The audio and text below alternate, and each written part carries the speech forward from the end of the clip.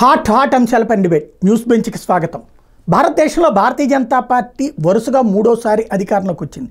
హిందుత్వ పార్టీగా పేరున్నటువంటి ఆ భారతీయ జనతా పార్టీ పని అయిపోయిందన్న ప్రచారం ప్రస్తుతం 99 స్థానాలు సంపాదించి 243 స్థానాల వరకు కూటమితో కలిపి సాధించినటువంటి కాంగ్రెస్ పార్టీ చెప్తోంది.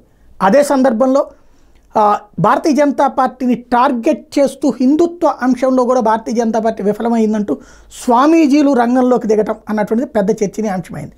ఓవరాల్గా రాబోయేటువంటి రోజుల్లో హిందుత్వ అంశం అన్నటువంటిది ఇక పైన భారతీయ జనతా పార్టీ పక్కన పెట్టేటటువంటి పరిస్థితి ఉందా, లేదా హిందుత్వ ఎజెండా ఇప్పటిదాకా అమలు చేసిందా, చెయ్యనట్ట? భారతీయ జనతా పార్టీ పరిస్థితి ఎలా ఉండబోతోంది, హిందుత్వ ఎజెండా పరిస్థితి ఎట్లా ఉండబోతోంది, దేశంలో మైనార్టీలంతా ఏకమవుతున్నటువంటి నేపథ్యంలో జరగబోతున్నటువంటి పరిణామాలు ఏ విధంగా ఉండబోతున్నాయి? ఈ అంశానికి సంబంధించి మాట్లాడేందుకు ప్రస్తుతం మనతో పాటు ఉన్నారు ధర్మాచార్యులు కమలానంద భారతీ స్వామి. ఒకవైపున రాష్ట్రంలో ఉన్నటువంటి మిగతా ధర్మాచార్యులతో కలిసి గతంలో ఉద్యమాలు చేసినటువంటి స్వామీజీ ప్రస్తుతం మనతో పాటు మాట్లాడేందుకు సిద్ధంగా ఉన్నారు. నమస్తే అండి. నారాయణ స్వామి. దేశంలో ఇప్పుడు భారతీయ జనతా పార్టీ అధికారంలోకి వచ్చిన తర్వాత హిందుత్వ సిద్ధాంతం అన్నటువంటిది ఏదన్నా ఆచరణలో కనిపించిందా లేదా? కనిపించిందండి. బీజేపీ అధికారంలోకి వచ్చిన తర్వాత 2014 తర్వాత దేశంలో హిందువులు కాస్త శ్వాస పీల్చుకున్నారు, కాస్త ధైర్యం వచ్చింది. ప్రధానంగా దేవాలయాలు, వాటి పట్ల ముఖ్యమైనటువంటి దేవాలయాల గురించి మంచి నిర్ణయం తీసుకున్నారు. ఉజ్జయిని కావచ్చు, కాశీ కావచ్చు, వైష్ణోదేవి కావచ్చు, చార్ధామ్ కావచ్చు, అయోధ్య కావచ్చు. ఇవి మాత్రమే కాకుండా ప్రసాద్ అనేటువంటి ఒక పేరుతోటి ప్రాచీనమైన దేవాలయాల పునరుద్ధరణకు దానికి సంబంధించి కూడా ప్రతి రాష్ట్రంలో దేవాలయాలకు నిధులు కేటాయించడం కావచ్చు. దేవాలయాలకు సంబంధించి ఉత్తరప్రదేశ్లో బీజేపీ వచ్చిన తర్వాత ఈ అక్రమంగా ఉండేటువంటి కబేడాలన్నింటినీ కూడా మూసేశారు. దాదాపుగా అక్రమంగా జరిగేటువంటి ఈ గోహత్యలు ఆపే దిశగా అక్కడ యోగి ఆదిత్యనాథ్ గారి ప్రభుత్వము విజయం సాధించింది. ఇప్పుడు అక్రమ కబేళాలు లేవు. లైసెన్స్ ఉన్న దగ్గర అది కూడా మిగతా ఇతరత్ర వాటికి సంబంధించినవి జరుగుతున్నాయి. గోహత్య అనేది దాదాపుగా బాగా తగ్గించారు. ఇట్లా మిగతా ప్రాంతాల్లో ఎక్కడెక్కడైతే ఏ రాష్ట్రాల్లో బీజేపీ ఉందో అక్కడ కూడా ఆ దిశగా వాళ్ళు ప్రయత్నం చేస్తున్నారు. ముఖ్యంగా ఇటు దేశంలో కావచ్చు, అంతర్జాతీయంగా కావచ్చు, బీజేపీ అధికారంలోకి వచ్చిన తర్వాత అసలు హిందువులకు ఇది మన ప్రభుత్వం అనే భావన ఏర్పడింది. కారణం, అందుకు పూర్వం 10 సంవత్సరాల్లో హిందువుల మీద జరిగిన దాడులు, వ్యక్తిగతంగా ఒక్కొక్కళ్ళని లక్ష్యంగా చేసుకునే దాడులు చేయటం కావచ్చు, అక్కడక్కడ సామూహికంగా చేసే దాడులు కావచ్చు, ఉత్తరప్రదేశ్, జార్ఖండ్, రాజస్థాన్, మరీ ముఖ్యంగా అస్సాం, బెంగాల్ రాష్ట్రాల్లో గ్రామాలు హిందువులను ఖాళీ చేయించడం కావచ్చు. ఇటువంటి వాటిని కేంద్రంలో బీజేపీ వచ్చిన తర్వాత అరికట్టగలిగింది. కేంద్రంతో పాటుగా ఎక్కడ బీజేపీ రాష్ట్రాల్లో అధికారంలో ఉందో అక్కడ ఈ హిందువుల పైన జరిగేటువంటి దాష్టీకాన్ని ఆపగలిగారు.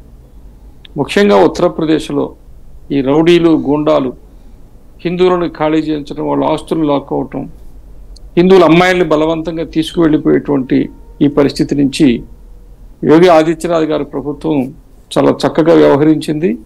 అందరూ ఊపిరి పీల్చుకున్నారు అనేది వాస్తవం. అందువల్ల 2014 నుంచి మోడీ గారు ప్రధానమంత్రి అయిన తర్వాత, అలాగే అస్సాము, మధ్యప్రదేశ్, మళ్ళా ఒకసారి రాజస్థాను, గుజరాత్ ఇట్లాంటి దగ్గరలంతా, ఉత్తరప్రదేశ్, హిమాచల్ ప్రదేశ్, ఉత్తరాఖండ్, హర్యానా ఇటువంటి ప్రాంతాల్లో హిందూ సమాజం ఊపిరి పీల్చుకుంది. చాలా చక్కగా తేడా గమనించాలంటే మనం పక్కనే కర్ణాటకలో చూడొచ్చు. కర్ణాటకలో బీజేపీ గవర్నమెంట్ ఉండగా అక్కడ చక్కగా ప్రశాంతమైన వాతావరణం తీసుకొచ్చే ప్రయత్నం చేశారు. దేవాలయాలకు సంబంధించి దేవాదాయ చట్టాన్ని రద్దు చేయడానికి వాళ్ళు అసెంబ్లీలో బిల్లు పెట్టారు. దానితో పాటుగా ఇంకా అనేక విషయాల్లో హిందువులకు ధైర్యం చేకూరింది. లవ్ జిహాద్ని ఆపే ప్రయత్నం చేశారు. ఆ ప్రభుత్వం వెళ్ళిపోయి ఈరోజు ఎప్పుడైతే బీజేపీ ప్రతిపక్షంలో కూర్చుందో, 30 సంవత్సరాల క్రితం అయోధ్య కరసేవకు వెళ్ళిన కరసేవకుల మీద ఇప్పుడు కేసులు పెడుతున్నారు. కాబట్టి బీజేపీ ప్రభుత్వానికి, బీజేపీయేతర ప్రభుత్వానికి ఉండే తేడా హిందూ సమాజం గమనిస్తూ ఉన్నది. దానికి తగ్గట్టుగా అది నేర్చుకుంటున్నది, దానికి తగ్గట్టుగా మానసికంగా తయారు కూడా అవుతూ ఉన్నది. రైట్. ఈ సందర్భంలో ఇప్పుడు అకస్మాత్తుగా స్వామీజీ ఎందుకని ఆందోళన ప్రభుత్వం మీద విమర్శలు చేస్తున్నారు? ఇందులో స్వామీజీలలో ఏమన్నా వేరువేరు ఆలోచనలు ఉంటాయా? స్వామీజీలలో వేరు ఆలోచనలు లేవు. ఇక్కడ ముఖ్యంగా గమనించాల్సిన విషయం ఏంటంటే, సామూహికంగా అందరూ కూర్చుని నిర్ణయం తీసుకునేటువంటి ఒక పరిస్థితి మన హిందూ పీఠాధిపతులు మఠాధిపతుల్లో లేదు. అంటే అటు కూర్చోకూడదని కాదు, కూర్చోలేకపోతున్నారు. ఇప్పుడు అక్కడ మన ప్రయాగరాజ్లో కుంభమేళా జరిగింది 2013లో. ఆ కార్యక్రమానికి నేను వెళ్ళాను. అశోక్ సింఘాల్ గారు చాలా వృద్ధాప్య దశలో వీల్ చైర్లో వచ్చారు. ఒక 6,000 మంది ధర్మాచార్యులు కూర్చున్నారు. మహామండలేశ్వర్లు, ఈ అఖాడా పరిషత్తుకు సంబంధించిన వాళ్ళు, ఇట్లా అందరూ వచ్చారు. 6,000 మంది వచ్చారు, ఒకే దగ్గర కూర్చున్నాం. అందులో RSS సరసంఘచాలక్ గారు ఉన్నారు. అదేవిధంగా రాజ్నాథ్ సింగ్ గారు అప్పుడు బీజేపీ అధ్యక్షులు, అశోక్ సింఘాల్జీ ఉన్నారు. అదేవిధంగా అప్పుడు వీరు వినయ్ కట్యార్ వారు కూడా ఉన్నారు. వినయ్ కట్యార్ కాదు, మన గుజరాత్కు సంబంధించిన వారు ప్రవీణ్ భాయ్ తొగాడియా గారు ఉన్నారు. కాబట్టి అటువంటి సందర్భంలో అయోధ్య రామజన్మభూమి విషయంలో ఒక్క వాక్యమే వారు చెప్పింది సింఘాల్జీ. వారు మాట్లాడలేక అయోధ్యకు అనుకూలంగా పార్లమెంటులో చట్టం చేయించే దిశగా మనం ప్రయత్నం చేయాలి, అంతే ఆయన చెప్పింది. ఆ తర్వాత ఒక 20-30 మంది స్వామీజీలు మైకు తీసుకుని, మీకు చట్టం చేయాలి అని అనుకుంటే, చట్టమే కావాలనుకుంటే, దేవాలయ నిర్మాణమే కావాలనుకుంటే, మీరు వెంటనే ఇక్కడే మోడీ గారిని ప్రధానమంత్రి అభ్యర్థిగా ప్రకటించండి అని చెప్పి కూర్చున్నారు. సరసంఘచాలక్ గారేమో అది వాళ్ళ అంతర్గత విషయం, మేము చెప్పేది కాదన్నారు. రాజ్నాథ్ సింగ్ గారేమో మేము పార్లమెంటరీ బోర్డు కమిటీలో కూర్చుని మాట్లాడుకొని చర్చించి నిర్ణయించాలి, ఇక్కడ చెప్పేది కాదన్నారు. సరే, సింఘాల్జీ మాట్లాడలేని స్థితిలో ఉన్నారు. అప్పుడు ధర్మాచార్యుల్లో కాస్త పెద్దవాళ్ళుగా ఉన్నవాళ్ళు, మేము ఇక్కడే కూర్చోన్నాం కదా, పోయిన లోపల గదిలోకి వెళ్ళి మీరు మాట్లాడుకొని వచ్చి ఏ సంగతి మాకు చెప్పండి అని పట్టుబట్టారు. అప్పుడు మోహన్జీ లేచి, మీరు పుణ్యాత్ములు, ధర్మాత్ములు, ధర్మాచార్యులు, మీరు ఒక సత్సంకల్పంతో మీరు ఒక ఆలోచన చేసి ఇంతమంది కలిసి ఒక అభిప్రాయాన్ని వ్యక్తం చేసినప్పుడు మీ అందరి అభిప్రాయానికి భిన్నంగా వేరొక నిర్ణయం జరుగుతుందని నేను అనుకోను. కాకపోతే ఏంటంటే కొంత సాంకేతికమైన పని జరగాలి కాబట్టి అది వాళ్ళు సంఘం అయితే నేరుగా రాజకీయాల్లో అన్ని విషయాల్లో మేము నిర్ణయం చెప్పము, తీసుకోము. మీకు అనుగుణమైన నిర్ణయమే బీజేపీ నుంచి వినపడుతుంది, వస్తుందని నేను ఆశిస్తున్నాను అన్నారు.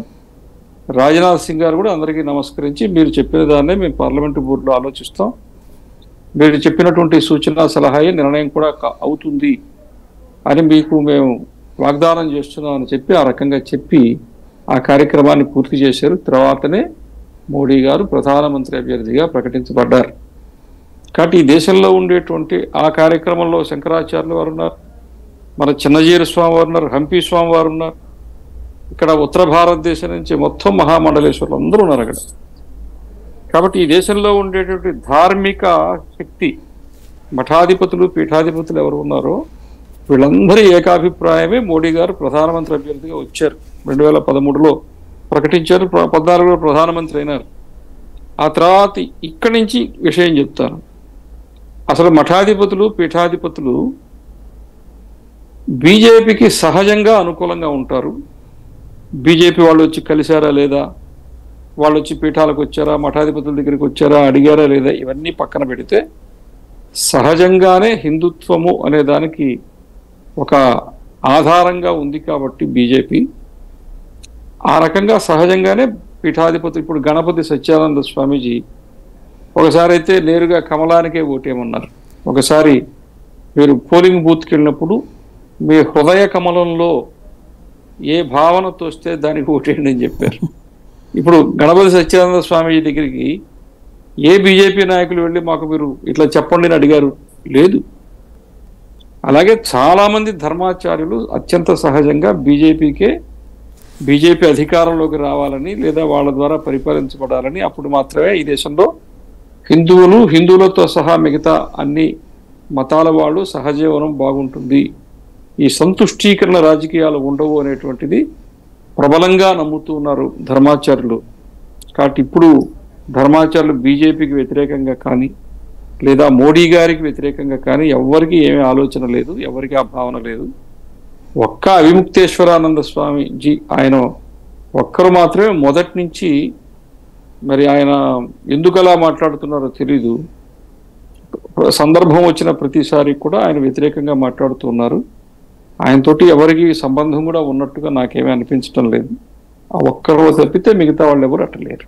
అంటే ఆయన విషయంలో పబ్లిక్ కూడా తెలియదు ఏంటంటే, సాధారణంగా మఠాలు వీటిలో ఉండేటటువంటి ఆ భక్తులకి ఆ విషయం తెలుసు, కానీ మిగతా వాళ్ళకి తెలియదు. ఇప్పుడు అవిముక్తేశ్వరానంద స్వామి టోటల్గా కంచి కామకోటి పీఠాలకి సంబంధించినటువంటి పీఠాలలో ఒక పీఠాధిపతి, లేకపోతే వేరేగా ఉంటుందా వారి పీఠం? లేదు లేదు, ఇప్పుడు ఈ చాతురామనాయ పీఠాలలో పూరి, ద్వారకా, అదేవిధంగా మన శృంగేరి, అదేవిధంగా వారు ఉండేటువంటి జ్యోతిర్మఠ్, అదేవిధంగా ఇక్కడ ఉండేటువంటి మన కంచి. ఈ చాతురామనాయ పీఠాల్లో కంచి లేదు. పూరి, ద్వారకా, తర్వాత మన శృంగేరి, అక్కడ ఉండేటువంటి జ్యోతిర్మఠే ఉండేది. అయితే కంచికి చరిత్ర ఉంది. ఇప్పుడు మనం ఉండే స్వామివారు 70వ స్వామివారు వారి పీఠాధిపతులు. హిందూ సమాజం గురించి సేవా కార్యక్రమాలు కావచ్చు, విద్య కావచ్చు, అసలు ఎప్పటికప్పుడు సమస్యల్ని మరి ఉత్పన్నమయ్యేటువంటి వాటికి అప్పటికప్పుడు సరిచేసేటువంటి విధానం కావచ్చు. కంచి వాళ్ళు ఎప్పుడు కూడా కంచిపీఠం క్రియాశీలంగా ఉంది మొదటి నుంచి. జయేంద్ర సరస్వతి స్వామి వారు అయితే ఇప్పుడు కాదు, 50 ఏళ్ల క్రితం దళితవాడల్లోకి వెళ్ళి అమ్మవారిని పెట్టి పూజలు చేసినటువంటి చరిత్ర. కాబట్టి ఆ రకంగా సమాజంలో ఏవేవి చేయాలా మార్పులు, సంస్కరణలు కంచివారు ముందున్నారు. ప్రత్యేకించి అవిముక్తేశ్వరానంద స్వామి వారు కూర్చో ఉండేది ఉత్తరామనాయ పీఠమే. కాకపోతే ఏంటంటే అక్కడ ఒక అంతకు ముందు ఉన్న స్వామివారు తన ఉత్తరాధికారిని ప్రకటించకుండా వెళ్ళిపోయారు. వెళ్ళిపోయినప్పుడు ఏమైందంటే చాలా కాలం పాటు ద్వారకా పీఠాధిపతి ఆ పీఠానికి కూడా ఉండి 2 ఆమనాయ పీఠాలను ద్వారకా పీఠాధిపతి వారు పరిపూర్ణానంద స్వామి చూస్తూ వచ్చారు. ఒక 2-3 సంవత్సరాల క్రితం వారు బ్రహ్మలీనమయ్యారు. ఆ సమయంలో ఇక్కడ ఒక పీఠాధిపతి ఇక్కడ ద్వారకలో ఏర్పాటు చేశారు. అదే సమయంలో ఈయన పోయి అక్కడ ఏర్పాటు చేసుకున్నారు. అంటే వీరి పట్టాభిషేకానికి మన శృంగేరి స్వామివారు, వివిధ ఇప్పుడు ఉండేటువంటి స్వామివారు కూడా వెళ్ళారు. అందువల్ల ఏంటంటే ఇప్పుడు సింహాసన అధీశులై ఉండేటువంటిది అధికారికంగా ఉన్నారనే మనం అనుకోవాలి. అంటే ఆయన మీద ఉండే ఆ కోర్టులో దీనికి సాంకేతికంగా ఉండే ఇబ్బందులు అవన్నీ కూడా గతంలో నడిచాయి. అదే రకంగా పూరి శంకరాచార్యులు ఎవరున్నారో వారు ఈయన్ని జగద్గురు స్థానానికి అంగీకరించలేదు. కానీ మిగతా 3 ద్వారకా, శృంగేరి స్వామీజీలు ఆయన్ని పీఠాధిపత్యం చేశారు. ఇప్పుడైతే వారు సాధికారికంగానే ఆ పీఠానికి అధిపతిగా ఉన్నారు. ఓకే, అంటే ఇక్కడ ఇందులో భారతీయ జనతా పార్టీని ఏమన్నా అప్రోచ్ అయితే వాళ్ళు సహకరించలేదన్నటువంటి ఉద్దేశం ఏదైనా ఉందా? అక్కడ స్థానికంగా ఏం జరిగిందనేది తెలియదు. ఒకటి ఏంటంటే అఖిలేష్ గవర్నమెంట్ ఉన్నప్పుడు కాశీలో ఈ స్వామీజీతో పాటు ఇంకా చాలామంది స్వామీజీలు ఒక ధర్నాలాగా చేశారు. అప్పుడు వాళ్ళందరి మీద పోలీసులు చాలా దారుణంగా లాఠీ చార్జ్ చేశారు. ఈ అశ్వక దళం అంటే గుర్రాల మీద ఉండేటువంటి పోలీసులు వచ్చి గుర్రాలతో తొక్కిస్తూ లాఠీ చార్జ్ చేశారు. అప్పుడు దెబ్బలు తిన్నటువంటి వాళ్ళలో ఈయన కూడా ఉన్నారు. ఇప్పుడు ఉత్తరప్రదేశ్లో బీజేపీ అమాంతం వచ్చేలేదు. హిందూ సమాజాన్ని అఖిలేష్ గవర్నమెంట్ నానా యాతనలు పెట్టింది. నానా యాతనలు. ఒక టెర్రరిస్టు లాంటి వాళ్ళు ఇతరత్రా వేరే సమాజంలో అశాంతి కలిగించే వాళ్ళు చనిపోతే ₹1 కోటి 2 కోట్ల రూపాయలు ఎక్స్గ్రేషియా ఇస్తూ వాళ్ళ చేత చనిపోబడ్డ హిందువులకి ఒక్క నయా పైసా కూడా ఇవ్వని పరిస్థితిని చూచి ఆ రకంగా మొత్తం హిందువులంతా ఏకీకృతమయ్యి పోలరైజేషన్. అప్పుడు బీజేపీ అధికారంలోకి రావడానికి కారణం అది. అక్కడ అలా జరిగిన అనేక సన్నివేశాల్లో కాశీలో జరిగినటువంటి లాఠీ చార్జీ. దాని తర్వాత అనుకోకుండా అంటే ఎన్నికలు జరిగాయి, ఫలితాలు వచ్చాయి. మన యోగి ఆదిత్యనాథ్ గారు ముఖ్యమంత్రి. అది కాకతాళీయంగా జరిగినటువంటి, ముందుగా ఆయన ముఖ్యమంత్రి అభ్యర్థిగా ప్రకటించలేదు. సరే, అక్కడ కాషాయానికి జరిగినటువంటి అవమానం, దాని తర్వాత వచ్చినటువంటి సమాధానం, దీంతో ఇటు ధర్మాచార్యులు కావచ్చు, హిందూ సమాజం కావచ్చు చాలా సంతృప్తి చెందారంటే ఇలా జరిగింది కాబట్టి ఇలా అయ్యింది అని చెప్పి అందరూ భావించారు. అక్కడ అనుకున్నాం, ఇక్కడ అనుకున్నాం. కానీ మొదటి నుంచి కూడా ఆయన ఈ ప్రభుత్వానికి కాదు, ఏ ప్రభుత్వానికి కూడా వ్యతిరేకంగా ఉంటున్నారు. అప్పుడు అఖిలేష్ ప్రభుత్వానికి వ్యతిరేకంగా ఉద్యమం చేశారు. ఇప్పుడు కూడా ప్రత్యేకించి కాశీ కారిడార్ ఏర్పాటు చేస్తున్నప్పుడు ఆ సన్న సన్న సందులుగా ఉండడం, చాలా ఏమంటాం అశుచితో ఉండడం, అంటే శుచి శుభ్రత లేకుండా ఉండటం, అవన్నీ తీసేసి బాగా వెడల్పుగా చేసి ఒక మాస్టర్ ప్లాన్ ఇంప్లిమెంట్ చేశారు. ఇప్పుడు యోగి గారు వచ్చిన తర్వాత ఈ చేస్తున్న సందర్భంలో ఎవరికి తెలియకుండా ఇళ్లలోనే చాలా దేవాలయాలు ఉన్నాయి. కొన్నేమో ఆ ఇళ్లలో చుట్టూరు ఆక్రమించి ఇల్లు కట్టుకున్నారు, లోపల పూజలు చేసుకుంటున్నారు, ఎవరిది వాళ్ళు నడిపించుకుంటున్నారు. ఇప్పుడు ఈ దేవాలయాలు ఎన్ని ఉన్నాయో లేవో అనేది కూడా తెలియదు. అసలు దేవాలయమే కాదు కూడా తెలియని పరిస్థితి. ఆ పరిస్థితుల్లో అవి తీసేశారు. ఇవి దేవాలయాలు ప్రాచీనమైవి తీసేస్తున్నారు అని చెప్పి దానికి వ్యతిరేకంగా కూడా ఈయన ఆందోళన చేశారు. కాశీలో కొంత ఇప్పుడు ఎక్కడైనా సరే తిరుమలలో పివిఆర్కే ప్రసాద్ గారు మాస్టర్ ప్లాన్ అమలుపరిచినప్పుడు అక్కడ వ్యతిరేకత వచ్చింది. వాళ్ళందరినీ ఖాళీ చేయించి కింద కొంతమందిని పంపించి కొంతమందిని బాలాజీ కాలనీలో పెట్టి చేయడానికి 20-30 సంవత్సరాలు పట్టింది ఒక్కొక్క కేసు కోర్టులో ఇచ్చేసుకుంటూ. ఇదే సమస్య ఇక్కడ వచ్చింది, అయోధ్యలో వచ్చింది, ఇదే సమస్య కాశీలో వచ్చింది. ఆ కాశీలో కూడా వాళ్ళందరికీ నష్టపరిహారాలు ఇవ్వడం, వాళ్ళందరినీ తిరిగి మళ్ళా వాళ్ళ వ్యాపారాలు దెబ్బతినకుండా షాపులు కేటాయించడం ఎంతో ఒక పని జరిగింది. కానీ ఆ ఇళ్ల మధ్యలో ఉండేటువంటి దేవాలయాలు, ఆ వీధుల్లో ఉండేటువంటి దేవాలయాలు తీసేస్తున్నప్పుడు వాటి గురించినటువంటి ఉద్యమం కూడా ఈ స్వామీజీ ఇచ్చేసి ఉన్నాడు. కానీ ఏది ఏమైనప్పటికీ లేడికి లేచిందే పొరుగు అన్నట్టుగా కొద్దిగా లౌక్యం ప్రదర్శించకుండా ప్రతిదానికి వ్యతిరేకంగా మాట్లాడుకుంటే ఏమైపోయిందంటే ఆయన నిజానికి చెప్పాలంటే ఆయన అందరికీ దూరం అయ్యారు. మనం అనుకుంటాం బీజేపీకో లేకపోతే హిందువులకో అని, అట్లేం కాదు. మరి మొన్న అంబానీ వారు పెళ్లికి పిలిచారంటే ఆమనాయ పీఠానికి సంబంధించిన వారు కాబట్టి ఆహ్వానించారు, అక్కడ ఆ స్థానానికి ఉండేటువంటి గౌరవాన్ని బట్టి. కాబట్టి అధికారికంగా గుర్తించినట్టు లేకపోతే పిలవరు. అందువల్ల ఆయన కూర్చున్నటువంటి స్థానము దాని యొక్క గొప్పతనం వేరు. కానీ ఆయన వ్యవహరించడం అనేటువంటిది స్థానికంగా ఉండే పరిస్థితుల యొక్క ప్రభావము, వాటిని ఈయన అర్థం చేసుకున్నటువంటి విధానము, దానివల్ల కొన్నిసార్లు సమస్య సమాజంలోకి వెళ్ళి తెలిసి ఉండొచ్చు, కొన్నిసార్లు ఆయన దాంట్లో కూరుకుని పోయి ఉండవచ్చు. ఆయన చెప్పేదాన్ని బట్టే మొత్తం హిందూ సమాజం గురించో ధర్మాచారులు అందరి ఆలోచన గురించి అని చెప్పి అట్లా ఏం భావించాల్సిన అవసరం లేదు. కానీ ఆయన తాజాగా ఒక కీలకమైన ఆరోపణ చేశారు. కేదార్నాథ్ టెంపుల్లో 250 కిలోలకు పైన బంగారం మాయమైపోయింది, దాని గురించి అడుగుతుంటే సమాధానం చెప్పట్లేదని. అది టోటల్గా ఇప్పుడు అక్కడ ఉన్నటువంటి ప్రభుత్వంతో పాటు కేంద్ర ప్రభుత్వాన్ని కూడా ఏలెత్తి చూపెట్టడానికి విపక్షాలకు అవకాశం వచ్చింది. నిజంగా అట్లాగ బంగారం అక్కడ మాయమయ్యిందా లేదా అనేది ఎవరు చెప్పాలి? ఇప్పుడు అక్కడ మనలాగా దేవాదాయ శాఖ అట్లా ఏం లేదు. కాకపోతే అక్కడ కూడా దేవాలయ వ్యవస్థను చూడటానికి ప్రభుత్వం వైపు నుంచి ఒక ఏర్పాటు అయితే ఉంది. దేవాదాయ చట్టం లాంటిది ఉత్తరాఖండ్లో తెచ్చినప్పుడు చాలా తీవ్రమైన వ్యతిరేకత వచ్చింది. గవర్నమెంట్ బీజేపీదే అయినా విశ్వ హిందూ పరిషత్తు మిగతా హిందూ సంస్థలన్నీ ధర్మాచారులు వ్యతిరేకించారు, దాన్ని ఆపారు. ఇప్పుడు ఆ రకమైన చట్టం లేదు. ఇప్పుడు 250 కిలోలకు సంబంధించి ఏది చెప్పారో దానికి సంబంధించిన సాక్ష్యమో ఆధారమో ఏదైనా ఉంటే బయటికి తెమ్మని వీళ్ళు అడుగుతున్నారు. నాకు తెలిసిన వాళ్ళకు కూడా నేను ఫోన్ చేశాను హరిద్వార్, అడిగితే వాళ్ళు చెప్పింది కూడా అదే. ఊరికిన గాలిలో ఒక మాట వదిలేశాడు ఆయన. ఈ ఆరోపణ ముందు సమాజ్వాదీ వాళ్ళు ఎవరో లేపారు, అది పేపర్లో వచ్చిన తర్వాత దాన్ని పట్టుకుని ఈయన స్టేట్మెంట్ ఇచ్చేశారు. ఆ ముందు రాజకీయ నాయకులు ఇచ్చినటువంటి స్టేట్మెంట్ పక్కకు పోయింది. ఈయన పీఠాధిపతి కాబట్టి ఈయన చెప్పాడు కాబట్టి దీన్ని ఎక్కువ ముందుకు తీసుకొచ్చారు. నిజంగా కూడా అక్కడ బంగారానికి సంబంధించింది గోల్మాల్ వ్యవహారం ఏం జరగలేదు, దానికి సంబంధించిన ఆధారం ఏమీ లేదు. గతంలో ఇప్పుడు మన ఈ దేవాలయం నిన్ననే పూరిలో లెక్క పెట్టారు, లేకపోతే అక్కడ మనకి కేరళలో అనంత పద్మనాభ స్వామి దేవాలయం, లేకపోతే ఇక్కడ మన సింహాచలం దేవాలయం కూడా మానస ట్రస్ట్ ప్రైవేట్ ఎండోమెంట్స్ ఉన్నా వాళ్ళ అధీనంలో ఉంటుంది. పూరిలో ఉండేది అక్కడ మన అవన్నీ కూడా ఎండోమెంట్స్ రాకముందు కూడా కొన్ని వందల సంవత్సరాల నుంచి ఇన్ని కోట్ల ఆస్తుల్ని కాపాడుకుంటూ వస్తున్నారు. ఇప్పుడు కాపాడుతున్నారు. కాబట్టి అంత సులభంగా దేవాలయంలో దొంగతనం జరగడం లేదు. సింహాచలం దేవాలయంలో 50 ఏళ్ల క్రితం దొంగతనం జరిగింది.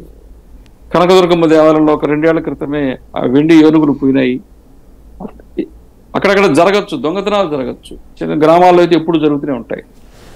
కానీ ఇంత పెద్ద పుణ్యక్షేత్రంలో ఒక వ్యవస్థ ఉన్నప్పుడు, అదే మన 5-6 ఏళ్ల క్రితం టీటీడీకి సంబంధించిన బంగారం కూడా దారి తప్పింది. మనం చూసాం 1400 కిలోల బంగారం తిరిగి మరలా అది పంజాబ్ నేషనల్ బ్యాంక్ వాళ్ళు షిప్లో వచ్చినటువంటి దాన్ని విడిపించుకోవటం, అది గ్రామాల్లో నుంచి వెళ్తూ ఉంటే వ్యాన్ దారి తప్పిపోతే అది పట్టుకోవటం, అది తిరిగి తిరుమల చెప్పిన తర్వాత ఒక 4-5 రోజుల తర్వాత అప్పచెప్పటం మనం చూచాం.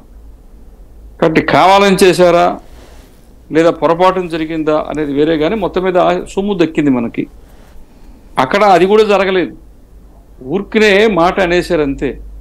వర్ణ ఇక్కడ నుంచి ఒక లాకర్ ఓపెన్ చేశారా, వస్తువు తీశారా, అట్లే ఒక ఆధారం లేదు. అది ఎక్కడుందో అది అక్కడే ఉంది. కాబట్టి నిరాధారమైనటువంటి ఆరోపణలు చేసి సమాజంలో కొంచెం కలత లేకపోతే ఏదో ఒకటి కలిగి ఆలోచన రేకెత్తించేటువంటి పద్ధతిలో ఆయన వ్యవహరించారని అర్థమవుతుంది. దేశంలో ఇప్పుడు ఇంకోవైపున బోలే బాబా ఉదంతం చూసాం మొన్న. ఆయన ఓ పక్కన భారతీయ జనతా పార్టీకి వ్యతిరేకంగానే చెప్తూ ఉన్నారు. అక్కడ జరిగిన ఇన్సిడెంట్స్ ఇవన్నీ కూడా ఆయనది ఎలా చూస్తారు? ఈ బాబాలు అనేసరికి సరే, హిందూ సమాజం చాలా విస్తృతమైంది, ఎవరి అభిప్రాయాలు వాళ్ళకు ఉంటాయి. రాజకీయంగా ప్రత్యక్షంగా యోగి ఆదిత్యనాథ్ గారి లాగా ఉండేటువంటి వాళ్ళు మొత్తం భారతదేశంలో ఒక 10-15 మంది కూడా ఉండకపోవచ్చు. మిగతా వాళ్ళందరూ కూడా వాళ్ళ వాళ్ళ స్థాయిని బట్టి, వాళ్ళకు ఉండేటువంటి అవగాహన బట్టి స్పందిస్తూ ఉంటారు. మన రాష్ట్రంలో కూడా చూస్తూ ఉన్నాం. ఇప్పుడు మన గోగర్భం డ్యామ్ దగ్గర మఠాలు కట్టినారు తిరుమలలో. అవన్నీ ఈ రోజు ఇచ్చినవి కాదు, 1, 2, 3 ఇప్పుడు ఇచ్చినవి ఉండొచ్చునే కాదన్నాం. కానీ అక్కడ స్థలం కేటాయించింది ఎవరికి? ఎవరికైతే 4 మాడ వీధుల్లో సత్రాలు ఉన్నాయో, ఈ మాస్టర్ ప్లాన్ అమలు చేస్తూ ఉన్నప్పుడు అవి ఖాళీ చేయించినప్పుడు ఆయా సాంప్రదాయాలకు చెందినటువంటి వాటిని అక్కడికి మార్చారు. హంపి పీఠం అక్కడే ఉంది, ఇంకా ఈ వేరే వేరే సాంప్రదాయాలకు సంబంధించినవి చిన్నజీరు స్వామీజీ వాళ్ళది కూడా అక్కడే ఉంది. ఒక పెద్ద జీయం గారు వాళ్ళది మాత్రం ఇక్కడ దానికి ఈ మాస్టర్ ప్లాన్లో అడ్డం రాలేదు కాబట్టి దాన్ని తీయలేదు. కానీ ఏవేవి ఆ 4 మాడ వీధుల్లో ఉన్నాయి వాటి అన్నింటినీ అక్కడికి పంపించారు. ఆ తర్వాత ఇంకా ఒక 4-5 ఎక్కువ మంది కూడా తెచ్చుకున్నారు. అది వేరే, అంటే విషయం చెప్తున్నాను. కాబట్టి మనకు కొంత కమ్యూనికేషన్ సమాచార లోపం వల్ల అప్పుడప్పుడు కొంత అట్లా జరుగుతుంటుంది. భోలే బాబా ఏమన్నారు, ఇంకొకరు ఏమన్నారు, అది అన్నీ పక్కన పెడితే ఈ దేశంలో హిందూ సమాజంగా ఆలోచిస్తూ ఉన్నది. మఠాధిపతులు పీఠాధిపతులు ఎవరున్నారో వాళ్ళందరూ కూడా ఖచ్చితంగా బీజేపీ వెంటే ఉన్నారు, దీంట్లో సందేహం లేదు. కొన్ని సందర్భాల్లో కొన్ని పనుల గురించి ఇప్పుడు ఎవరు అధికారంలో ఉంటే వాళ్ళ ద్వారానే పని చేయించుకోవాలి. ఇప్పుడు కర్ణాటకలో పీఠాలు మఠాలు ఉన్నాయి, వాళ్ళు చాలా విశ్వవిద్యాలయ కళాశాలలు పెద్ద నడిపిస్తూ ఉంటారు. కాబట్టి వాళ్ళు కేవలం ఒక పార్టీతోనే ఉంటే వాళ్ళకి పని జరగదు. నిరంతరం ప్రభుత్వంతో, వాళ్ళకి సంబంధించిన వ్యవస్థలతోటి, విద్యాశాఖ కావచ్చు, లేకపోతే యూనివర్సిటీ గ్రాంట్స్ కావచ్చు, ఇట్లాంటి వాటితో పని ఉంటుంది. అందువల్ల ఏంటంటే వాళ్ళు ఒక్కొక్కసారి ఆ రకంగా అనిపిస్తారు. కొన్ని సందర్భాల్లో అక్కడ ఉండేటువంటి ఆయా సాంప్రదాయాల సామాజిక వర్గాల మధ్యలో కూడా కొద్దిగా ఒడిదుడుకులు వచ్చినప్పుడు అటు ఇటుగా ఉండవచ్చు. మొత్తం మీద ఈ దేశంలో బీజేపీ వాళ్ళు అడగకుండానే ఇంకా మీకు ఒక విషయం చెప్తున్నాను. నిజానికి మఠాధిపతుల్ని పీఠాధిపతుల్ని మిగతా అన్ని రాజకీయ పార్టీల వాళ్ళు దర్శించుకుంటారు, బీజేపీ వాళ్ళు ఎప్పుడు రారు. అది టేక్ ఇట్ గ్రాంటెడ్, వీళ్ళంతా మా ఆస్తి అనుకుంటారు. అందుకని ఏంటంటే ఇంకా ఒక రకంగా చెప్పాలంటే సందర్భం వచ్చింది కాబట్టి చెప్తున్నాను, అంటే మాట ఊరికనే అంటున్నాను. వీళ్ళు మేము కొంచెం ఏమంటాం సుపీరియర్ క్వాలిటీ హిందువులు అనుకుంటారు. అందులో వాడు మా దగ్గరికి రారు, నా దగ్గరికి కాదు, ఏ స్వామీజీ దగ్గరికి కూడా వెళ్ళరు. కానీ ఈ దేశం పట్ల, ధర్మం పట్ల, హిందుత్వం పట్ల ఉండేటువంటి అవగాహన, ఎదురెత్తునేటువంటి సవాళ్ళు, కాబోయేటువంటి సవాళ్ళు, ఈ దేశ భవిష్యత్తు, వీటిని దృష్టిలో పెట్టుకున్నప్పుడు పీఠాధిపతులు మఠాధిపతులు చాలా బాధ్యతాయుతంగా ప్రవర్తిస్తూ ఉన్నారు. అయోధ్యలో కేవలం ఒక్కరే రావాలి, మీ సహాయకుడిని కూడా తీసుకురాకూడదని చెబితే శంకరాచార్యుల వాళ్ళు మేము మరలా వచ్చినప్పుడు దర్శనం చేసుకుంటాం, మీ కార్యక్రమాన్ని మీరు చేసుకోండి అని చాలా చాలా నెమ్మదిగా చెప్పారు. కంచి స్వామివారు కాశీలోనే ఉన్నారు. కాశీ నుంచి అయోధ్యకు పోతూ ఉంటే ఇది విషయం అని చెప్తే పర్వాలేదు, కార్యక్రమాన్ని విజయవంతం చేయండి, నేను మళ్ళీ వస్తాను. కాశీ నుంచి ఆయన హైదరాబాద్కి వచ్చేసి ఇక్కడే ఉన్నారు. సరే, ప్రతిష్టప్పుడు ముందు రోజు వారు వెళ్ళారు, చేయాల్సిన కార్యక్రమం చాలా ఘనంగా చేశారు. శృంగేరి స్వామివారు కార్యక్రమం దిగ్విజయంగా జరగాలి, 500 సంవత్సరాల తర్వాత చేసుకుంటున్నాం, మేము రావడం రాకపోవడం కాదు, హృదయపూర్వకంగా ఒప్పుకున్నారు. అసలు ఎక్కడా గొడవ లేదు. నిశ్చలానంద సరస్వతి స్వామి వారు కూడా ఏమనలేదు, వారు కూడా అలాగే చెప్పారు. కాకపోతే ఏంటంటే అంటుంటే చివరిలో ఏమన్నారంటే, ఆయన పోయి లోపల ప్రతిష్ఠ చేస్తుంటే నేను బయట కూర్చొని చప్పట్లు కొట్టాలని ఊరికే అన్నారు ఒక మాట, అంతవరకు హైలైట్ చేశారు. వారు కూడా ఏమీ అనలేదు. నేను మోడీ గారి సమర్థకుడిని, ఆయన నా శిష్యుడు, నా దగ్గరకు వస్తారు అని చెప్పారు. అట్లేంటంటే ఈ మఠాధిపతులు పీఠాధిపతులు ఎవ్వరు కూడా ఈరోజు కాదు, విశ్వ హిందూ పరిషత్ 1964లో ఏర్పడినప్పటి నుంచి గోల్వాల్కర్ గారు గురూజీ 1964లో సాందీపని ఆశ్రమంలో, ఇప్పుడు 75 ఏళ్ళు వస్తుంది అది,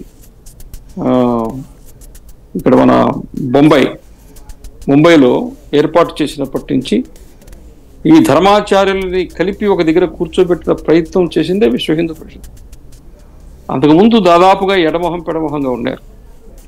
ఆ తర్వాత దయానంద సరస్వతి స్వామి వారు కోయంబత్తూరు వారు ధర్మాచార్య సభ ఏర్పాటు చేసి 400 సంవత్సరాల కంటే పూర్వం నుంచి ఉండేటువంటి పీఠాలని ఒక వేదిక మీదకి తీసుకొచ్చి హిందూ ధర్మాచార్య సభ ఒక చట్టబద్ధమైనటువంటి వ్యవస్థని కూడా ఏర్పాటు చేశారు. కాబట్టి ప్రయత్నం నిరంతరం జరుగుతోంది. ఆయా వ్యవస్థలు ఎక్కడెక్కడ ఎవరెవరు ఏం చేస్తున్నారు. కానీ ఇప్పుడు ఈ ధర్మాచార్యులు వాళ్ళ పనులు వాళ్ళు చేసుకుంటూ ఉంటారు, వాళ్ళ కార్యక్రమాలు వాళ్ళకు ఉంటాయి.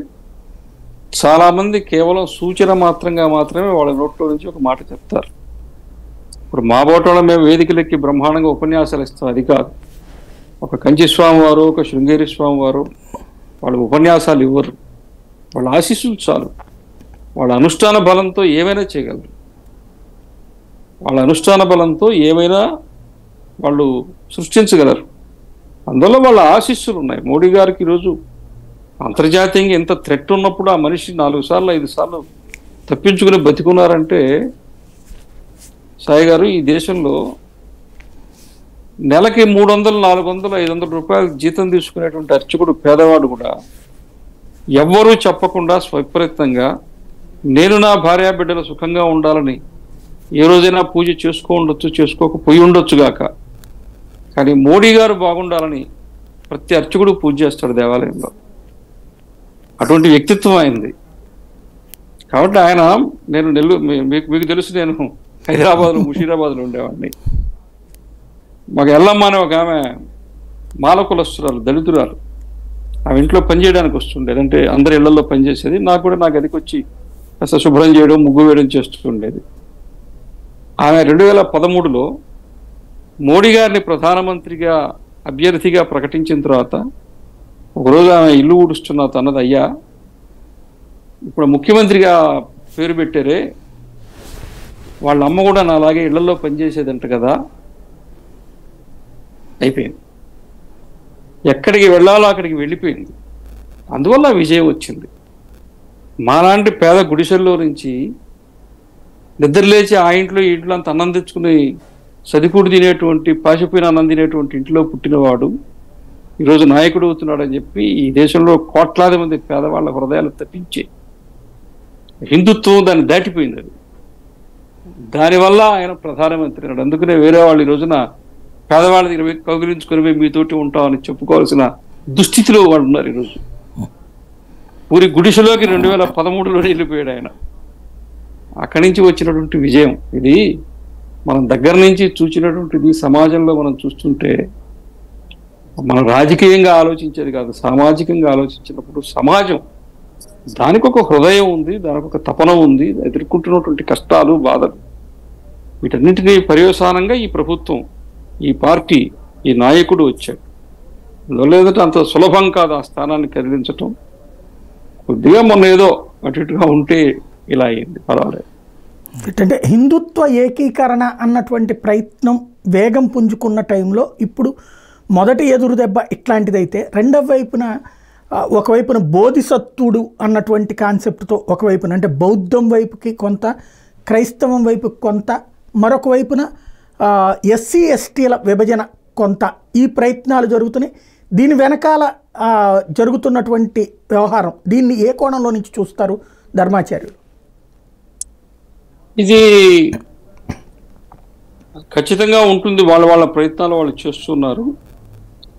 ఈ ప్రయత్నాలన్నీ విఫలమైన ప్రయత్నాలు, ఈరోజు కొత్తగా ఏం చేయట్లేదు. గతంలో ఇవన్నీ ప్రయత్నం చేశారు. ఒకానొక సమయంలో అయోధ్య ఉద్యమం పేరుతో హిందూ సమాజాన్ని ఏకీకృతం చేస్తూ ఉంటే హిందువుల కులాలను విభజించేటువంటి ప్రయత్నం ఒకటి చేశారు.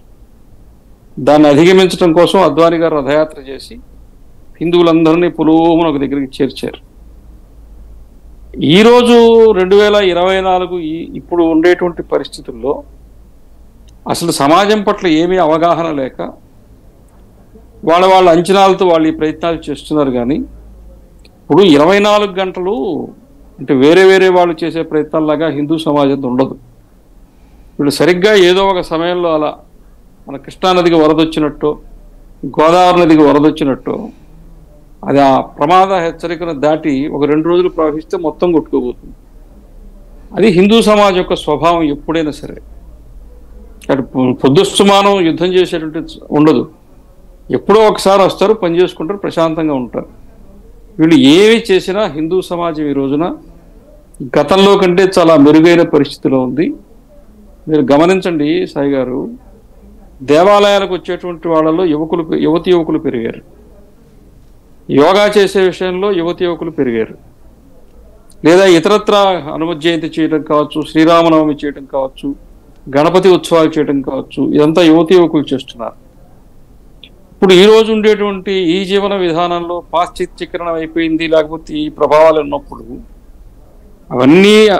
అన్నీ కలిపి కూడా ఒక 10% హిందూ సమాజాన్ని అవి ప్రభావితం చేయట్లేదు. ఇప్పటికీ 90% హిందూ సమాజం తన సంస్కృతి, తన ధర్మము, తన దైవభక్తి, తన చరిత్ర ఈ చట్టంలోనే అది ఆనందాన్ని పొందుతున్నది, క్రియాశీలమవుతున్నది. హిందూ సమాజం చాలా సంఘటితం అవుతుంది. హిందూ సమాజం సంఘటితమైనటువంటి దాన్ని ఓటు బ్యాంకుగా మలుచుకోవడంలో కొద్దిగా అక్కడక్కడ ఇబ్బంది వస్తుంది. ఆ చైతన్యం రావాలి. కాబట్టి చైతన్యవంతమైన సంఘటితమైన హిందూ సమాజము అది ఓటుగా కనుక ట్రాన్స్ఫర్ అయిందంటే మిగతా రాజకీయ పార్టీలకి ఈ దేశంలో నీడ కూడా ఉండదు. ఈ రోజున ప్రపంచంలో వస్తూ ఉండేటువంటి మార్పులు కూడా భారతదేశం మీద ఖచ్చితంగా ఉంటాయి. ఎన్ఆర్ఐలుగా ఉండేటువంటి వాళ్ళ పిల్లలకి ఏదో భారతీయ సంస్కృతి నేర్పించడం అనేటువంటిది పాత అధ్యాయం. ఈ రోజున మొన్న ఇంగ్లాండ్లో ఋషి సోనక్ భగవద్గీత మీద ప్రమాణం చేస్తే అది హిందూ ఘాట్ చేశాడు అనుకోవచ్చు. ఆయన ఓడించిన ఆయన కూడా భగవద్గీత మీదే ప్రమాణం చేశారు. కాబట్టి హిందుత్వం అనేది ఈ రోజున భారతదేశానికి పరిమితమైంది కాదు. ఈ రోజున ఎవరో ఒక ముఖ్యమంత్రి అరెస్ట్ అయితే ఇతర దేశాలు జోక్యం చేసుకుంటున్నాయి, ఐక్యరాజ్య సమితి జోక్యం చేసుకుంటున్నారు, చూస్తున్నాం. కానీ ఈ దేశంలో హిందువుల మీద దాడులు జరిగితే ప్రపంచంలో అన్ని దేశాల్లో ఉండే హిందువులు స్పందించే రోజు కూడా వస్తుంది. కాబట్టి సమాజం కేవలం మన దేశం కాదు, మొత్తం మారుతున్నది. ఈ దేశంలో చాలా క్రియాశీలం అవుతుంది. మీరు చూస్తున్న 2029 ఎన్నికల్లో హిందువులు ఎటువంటి సమాధానం చెప్తారో చూడండి. రైట్. అంటే ఇక్కడ హిందువుల సంఘటితంలోనేమో ప్రాంతాలు మారుతున్నాయి, కులాలు మారుతున్నాయి, వర్గాలుగా డివైడ్ అయ్యి ఓట్లు వేస్తున్నారు ఇక్కడ ప్రాంతీయ పార్టీల రూట్లో. అదే సందర్భంలో ముస్లిం పోలరైజేషన్ వచ్చేటప్పటికి కంప్లీట్గా కాంగ్రెస్ లేదా కాంగ్రెస్ కూటమి జట్టు చుట్టూతా నడుస్తోంది. ఇది ఈ రాజకీయం అనేటటువంటిది ప్రభావితం చెయ్యదా ఇటు సమాజం మీద? తప్పకుండా చేస్తుంది. దాదాపు 25-30 సంవత్సరాల తర్వాత 2024 ఎన్నికల్లో మొత్తం భారతదేశంలో ముస్లింలు కాంగ్రెస్కు ఓటు చేశారు, ఆంధ్రప్రదేశ్తో సహా ఎక్కువ భాగం. బీజేపీకి తనకు వచ్చేటువంటి కొద్ది శాతం ఓట్లు ఇటు తిరిగి వచ్చేస్తాయి. కానీ ఈ పోలరైజేషన్తో పాటుగా ఇంకా అనేక విషయాలు కూడా ఈ రోజున గమనించవలసిన విషయాలు వస్తున్నాయి. ఇప్పుడు అస్సాం ముఖ్యమంత్రి గారు మొదలుపెట్టేశారు డెమోగ్రఫిక్ చేంజ్. నియోజకవర్గాలు ఒకే సామాజిక వర్గం ఉండి ఆ రకంగా ప్రభావితం చేసి ఇక్కడ ప్రజాస్వామ్యానికే లేదా రాజ్యాంగానికే విఘాతం కలిగించే పద్ధతిలో వ్యూహాత్మకంగా పనిచేస్తూ ఉన్నారనేది స్పష్టంగా అర్థమవుతుంది. దానికి తగ్గట్టుగానే ఇటువైపు నుంచి కూడా వ్యూహం ఉంటుంది, దానికి తగ్గట్టు ప్రయత్నం ఉంటుంది. రాబోయే రోజుల్లో చాలా ర్యాపిడ్ డెసిషన్స్ కూడా ఉంటాయి, దీనిలో మొహమాటం లేదు. దేశాన్ని, రాజ్యాంగాన్ని, మన సార్వభౌమత్వాన్ని, మన అస్తిత్వాన్ని, స్వేచ్ఛని కాపాడుకోవటానికి ఈ సమాజము ఏమి నిర్ణయం తీసుకోవాలో ఆ నిర్ణయం ఆ సమయానికి తీసుకుంటుంది. ఇది 1947 కాదు. ఈ విషయం అందరూ గుర్తుపెట్టుకోవాలి. ఇది 1947 కాదు. ఆ రోజున మన యుద్ధ విమానాలు దిగడానికి విమానాశ్రయాలు లేవు ఈ దేశంలో. ఈ రోజున యుద్ధ విమానాలు దిగడానికి ఒక్కొక్క రాష్ట్రంలో నేషనల్ హైవేస్ మీదనే యుద్ధ విమానాలు దిగడానికి రన్వేస్ ఉన్నాయి. ఈ దేశం అంత సులభంగా ఈ రోజున ఎవడిష్టం వచ్చినట్టు వాడు ఏదో చేసేస్తూ ఉంటే కుదరదు. కేవలం ఓటు బ్యాంకు ఎన్నికల గురించి మాత్రమే నేను చెప్పట్లేదు, ఇంకా అంతకు మించి ఆ తర్వాత కూడా చాలా ఆలోచనలు జరుగుతున్నాయి. ఏ ఆలోచనలు జరుగుతున్నాయో దానికి తదనుగుణంగానే ఇటువైపును కూడా వ్యూహరచన జరుగుతుంది. ఇది 1947 కాదు. ఇది 2047 నాటికి ఏం జరుగుతుందో అది జరుగుతుంది. అంటే ఇక్కడ దేశంలో జరుగుతున్నటువంటి ఈ పరిణామాల్లో ఇప్పుడు కాంగ్రెస్ పార్టీ ఒకవైపు, కాంగ్రెస్కి జట్టు కట్టినటువంటి వాళ్ళు ఒకవైపు, మొన్న రాహుల్ గాంధీ చేసిన ఉపన్యాసం కీలకమైనటువంటి అంశం. ఇంతకుముందు ఈ తీవ్రవాదం లాంటి పదాలు, లేకపోతే వ్యతిరేకత అన్న పదము, హింస అన్నటువంటి పదము ఏ ఉగ్రవాదులకో వాడేటటువంటి వాళ్ళు ఇప్పుడు హిందుత్వ అంశానికి సంబంధించి ఆ పదజాలం వాడటం అన్నటువంటిది జరిగింది. గతంలో చిదంబరం టైంలో అయితే కనుక ఏకంగా సాధ్వి, ప్రాచి, లేకపోతే కల్నల్ పురోహిత్ లాంటి వాళ్ళు హిందూ తీవ్రవాదం అనేటటువంటి పదాన్ని దాకా వాడినటువంటి పరిస్థితి అయింది. అది పక్కకు వెళ్తే ఇప్పుడు ఈ స్టేజ్కి వచ్చింది. అంటే భవిష్యత్తులో అంతర్జాతీయంగా హిందువుని ఉగ్రవాదిగా లేదా హిందూ ఉగ్రవాదం కూడా ఉంది అని చూపించేటటువంటి ప్రయత్నం జరుగుతుంటే ఏమవుతుంది? 5000 సంవత్సరాల సుదీర్ఘమైన ఈ కలియుగ చరిత్రలో హిందువులు ఎప్పుడు అలా స్పందించలేదు, అలా జీవించలేదు. చిదంబరం ఆ మాట అన్నందుకు కాంగ్రెస్ పార్టీ చాలా భారీ మూల్యం చెల్లించుకుంది. ఈ రోజున మొండిగా, అడ్డంగా ఏది మాట్లాడినా చెల్లుతుందని, పెద్ద గొంతుతో మాట్లాడితే, అరిచేస్తే అదే ఆకర్షణీయం అవుతుంది, దానివల్లనే మనం ఏదో చేసేసుకుంటాం అనే పద్ధతిలో వాళ్ళు ఉంటే దాని పర్యవసానం వాళ్ళే నష్టపోతారు. కొన్న పార్లమెంట్లో మాట్లాడిన భాష కావచ్చు, నిన్న బీజేపీ రాజ్యసభ సభ్యుడు సుధాంశు త్రివేది ఆయన మాట్లాడారు, ప్రెస్ మీట్ అందులోనే వివరించారు. అసలు ఆయన్ని చంపేయాలన్నారు, బోటి కొట్టేయాలన్నారు, పూడ్చిపెట్టాలా అన్నారు, ఉరిదీయాలన్నారు. ఈ రోజున అక్కడికి వచ్చేసి హింస హింస హింస అని చెప్పేసి మాటలు అంటున్నారు. ఇదంతా కూడా ఒక పథకం ప్రకారము, ఒక టూల్ కిట్ ప్రకారము హిందూ సమాజానికి నాయకత్వం వహించేటువంటి వాళ్ళని ఒక పథకం ప్రకారము, ఒక టార్గెట్, ఒక లక్ష్యం చేస్తూ ఉన్నారు. ఇది మంచిది కాదు అని చెప్పి ప్రతిపక్షాలకు హితవు చెప్పినటువంటి ఒక పరిస్థితిని నిన్న చూచాం, నిన్న ప్రెస్ మీట్. దాని తర్వాత నేను కూడా ఫేస్బుక్లో లైవ్లో మాట్లాడాను.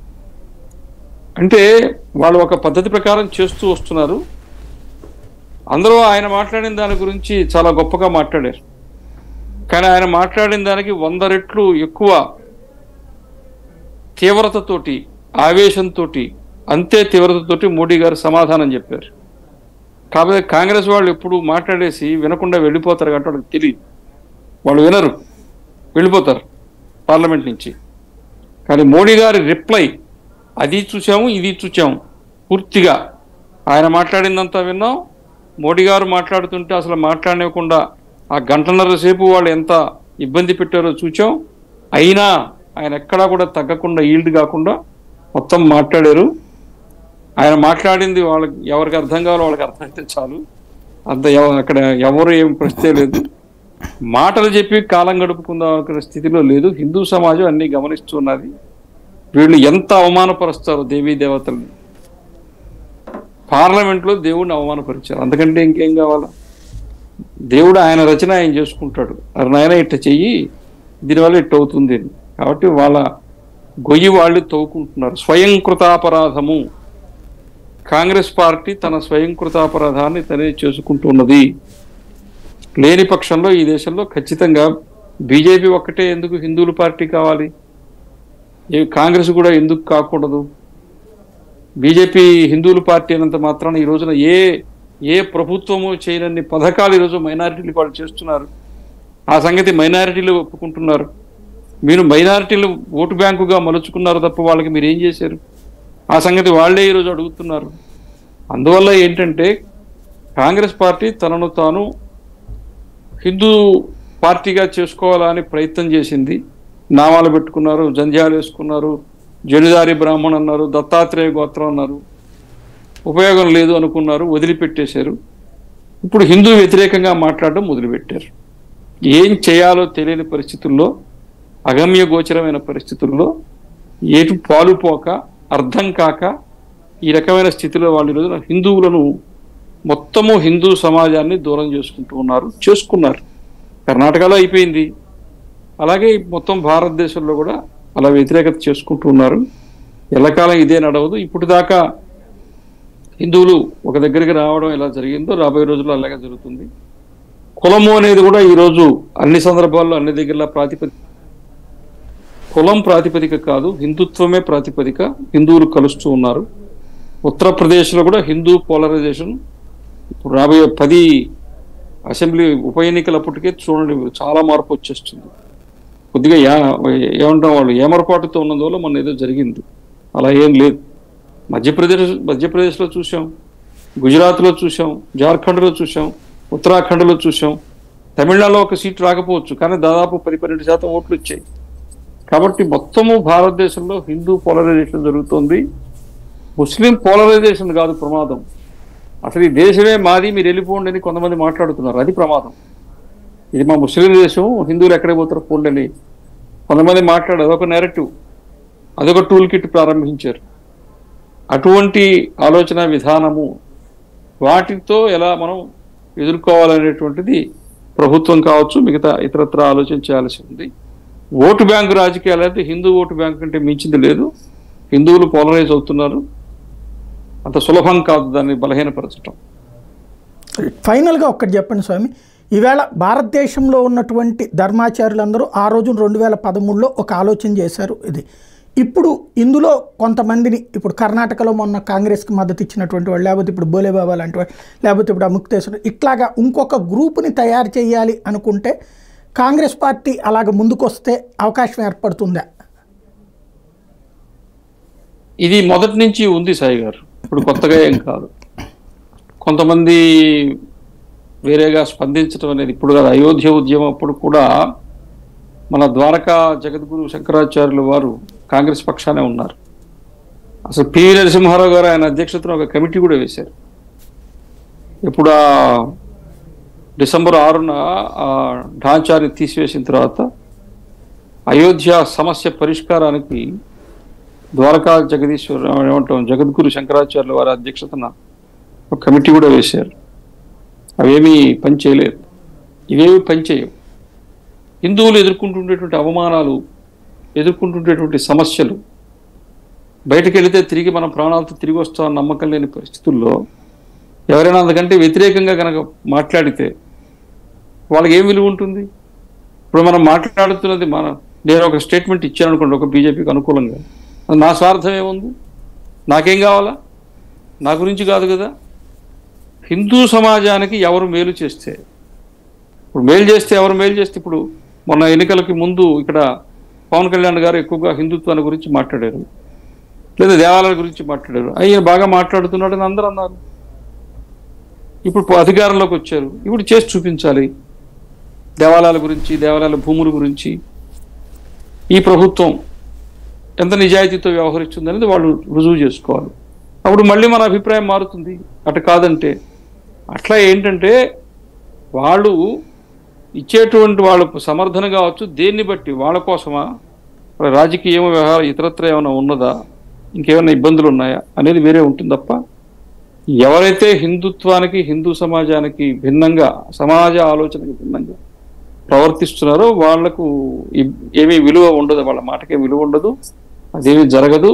ఈ రోజుకి మఠాధిపతులు, పీఠాధిపతులు హిందుత్వము, హిందూ ధర్మము అంటే ఇప్పటికీ కూడా ఆర్ఎస్ఎస్, బీజేపీ అనే భావనతోనే ఉన్నారు. వాళ్ళు వచ్చి కలిసినా కలవకపోయినా వాళ్లకు మాత్రమే మద్దతు ఇస్తూ ఉన్నారు. మనం వచ్చి వేదిక మీద చెప్పకపోవచ్చు, బహిరంగంగా ఒక ప్రెస్ స్టేట్మెంట్ ఇవ్వకపోవచ్చు, కానీ అంతర్గతంగా ప్రతి ఒక్కరూ మాత్రం ఈ భావనతోనే ఉన్నారు. దాంట్లో ఏమీ ఇబ్బంది లేదు. ఎన్నికల్లో గెలవడం, గెలవకపోవడం, ఓట్లు తెచ్చుకోవడం, తెచ్చుకోకపోవడం వాళ్ళ సమస్య. కానీ వాళ్ళు ఉండి పరిపాలించాలనే కోరిక మాత్రం ధర్మాచార్యులందరికీ ఉన్నదనేది సత్యం. Right. Thank you very much స్వామి. ఇది పరిస్థితి. ఒకవైపున దేశంలో జరుగుతున్నటువంటి పరిణామాలు, అందులో సరికొత్త ఎత్తుగడలు, ఈ ఎత్తుగడలకి కారణం అవుతున్నటువంటిది అయితే మాత్రం దేశంలోని ఆలోచన విధానాన్ని మార్చేటటువంటి ఒక టూల్ కిట్ మనస్తత్వం, దానిని వెనక నుండి ప్రోత్సహిస్తున్నది విదేశాలు. అయితే వాస్తవానికి ఇక్కడ ఉన్నటువంటి స్వామీజీలు అయితే ఏకాభిప్రాయంతోనే ఉన్నారన్నటువంటిది కమలానంద భారతి స్వామి చెప్తున్నటువంటి మాట.